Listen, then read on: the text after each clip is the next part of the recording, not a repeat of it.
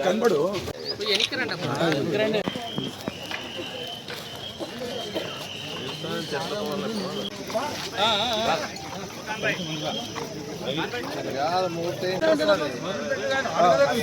మొదల 11 పెట్టాల్సింది.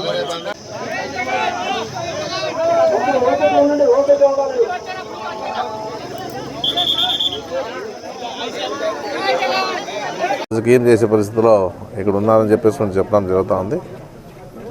ఆదోని ప్రశాంతమైన వాతావరణంలో ఆదోని ముందుకు పోతూ ఉంది. ఇక్కడ అందరూ కూడా హిందువులు ముస్లిమ్స్ అంతా సోదరభావంతో ఉన్నారు. అందరూ కూడా అన్నదమ్ముల మాదిరిగా జీవనం సాగిస్తూ ఉండే పరిస్థితి ఆదోనిలో ఉంది. ఇలాంటి పరిస్థితి ఉన్నంతవరకు ఉండాలని చెప్పేసి నేను కోరుకోవడం జరుగుతూ ఉంది. ఎందుకంటే ఇలాంటి నాయకులు వచ్చి ఆదోన్ని విభజించి పాలించాలని చెప్పే ప్రయత్నం చేస్తూ ఉన్నారు. అలాంటివన్నీ నమ్మద్దండి అని చెప్పేసి ప్రజలకు నేను గట్టిగా కోరుతా ఉన్నాను.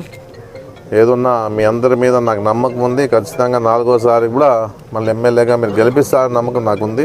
భగవంతుని ఆశీర్వాదం మీ సహకారం ఉంటుందని చెప్పేసి కూడా నేను తెలియజేసుకుంటూ ఈరోజు మంచి టైంలోనే మనము నామినేషన్ దాఖలు చేసినా కూడా సంతోషంగా ఉందని చెప్పేసి తెలియజేసుకుంటూ సెలవు తీసుకుంటూ నమస్కారం. అన్న, మీరు ఇప్పటికే 3 సార్లు ఎమ్మెల్యేగా గెలిచారు. 4వసారి ఓటు అడిగే ముందు ప్రజలకు ఎటువంటి హామీలు ఇస్తున్నారన్న ఆదోనిలో?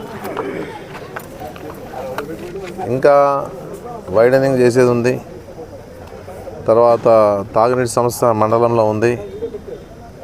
ఇక్కడ మళ్ళా మనము ఇంకా డెవలప్మెంట్ చేసి చాలా ఉందని చెప్పేసి కూడా నేను చెప్పడం జరుగుతుంది. ఎందుకంటే ఆటో నగర్ కూడా ఏర్పాటు చేస్తే అదొక చాలామంది దాని నుంచి జీవనం సాగిస్తూ ఉన్నారు. కాబట్టి ఒక ఆటో నగర్ ఏర్పాటు చేస్తే వారి జీవనాలు సంతోషంగా ఉంటాయని చెప్పేసి నేను తెలియజేస్తూ ఉన్నాను. తప్పకుండా చేస్తాం. దీన్ని ఎట్టి పరిస్థితులు వదిలే పరిస్థితి లేదని చెప్పేసి కూడా నేను చెప్పడం జరుగుతూ ఉంది.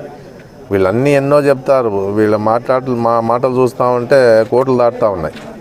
వీళ్ళు ఏదో పోతారంట, సెంట్రల్లో తెస్తారంట, ఆదోని అభివృద్ధి చేస్తారంట. ఇవన్నీ జరిగే పని కాదు. ఇవి ఏదన్నా ఒక పద్ధతి ప్రకారంగా మన రాష్ట్రానికి ఏమి ఇవ్వగలుగుతారో అవి తీసుకురావచ్చు. కానీ స్వతహాగా పోయి ఒక ఎమ్మెల్యేకి సపరేట్ ఫండ్స్ ఇచ్చే పరిస్థితి ఉండదు.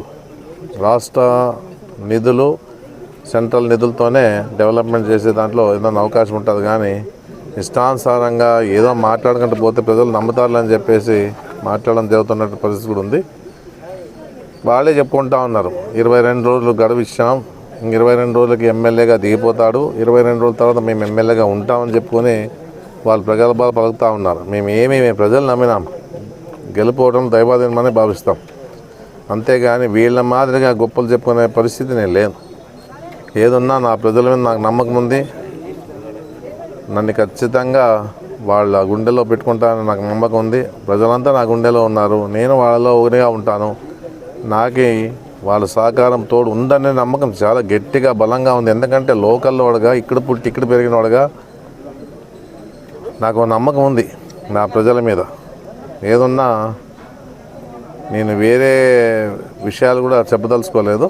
ఏదన్నా నా వంతుగా నా మీద, నా ప్రజల మీద నాకు నమ్మకం ఉంది. ఏదన్నా గెలిపిస్తానని నమ్మకం నాకు ఉంది. ఎందుకంటే జగన్మోహన్ రెడ్డి కూడా రాష్ట్రానికి అవసరం కాబట్టి ఆయన చేసిండే పనులు కూడా బలంగా ఉన్నాయి. కాబట్టి ఖచ్చితంగా మన ఫ్యాన్ ఓటేసి గెలిపిస్తానని నమ్మకం ఉంది. 2 ఓట్లు కూడా. ఆదోని టికెట్ బీజేపీకి వచ్చినందుకు మాకు అదృష్టంగా భావిస్తున్నామని చెప్తున్నారన్నా మీరు. మెజారిటీ ఎంతవరకు వస్తుంది అంటున్నారు? నేను అదృష్టంగానే ఎవరిదైనా కూడా అదృష్టం అనేది నాకు ఎప్పుడు అదృష్టం ఉంది. ఎందుకంటే బీజేపీకి వచ్చింది అదృష్టం ఉంది అనే పరిస్థితిలో ఎవరైనా పోటీ చేయాల్సి ఉంది, ఎవరైనా కష్టపడాల్సి ఉంది. అంతేగాని అదృష్టం ఉందని ఇంట్లో కూర్చుంటే జరిగే పని కాదు. అది ఏదున్నా ప్రజల్లోకి పోతాం, ప్రజల మన్ననలు తీసుకుంటాం, ప్రజల మద్దతు తీసుకుంటాం. దాని మీదే మేము పోరాటం చేస్తాం. కానీ బీజేపీకి వచ్చిందని చెప్పేసి ఇంట్లో కూర్చునే పరిస్థితి ఏం లేదు. ఏదున్నా కూడా మన ప్రయత్నాలు చేసే బాధ్యత మన మీద ఉంది. దేవుని ఆశీర్వాదము, ప్రజల సహకారం ఉంటుందనే నమ్మకం నాకుంది. మెజారిటీ ఎంత అని ఆశిస్తున్నారు? ఎంత అనేది ప్రజలు నిర్ణయిస్తారు, నేను చెప్పేది కాదు కదా. నేను ఒక్కటే వేసుకొని నాదే డబ్బా కొట్టుకునే కాదు. ఇది ప్రజలు నిర్ణయించుకుంటారు మెజార్టీ. మనకి ఎట్లా తెలుస్తుంది? వాళ్ళ ప్రజల మనసులో ఉన్నటువంటి మాట మనకి ఎట్లా తెలుస్తుంది? వాళ్ళ సహకారం గ్యారెంటీగా ఉంటుందని నమ్మకం నాకు ఉంది.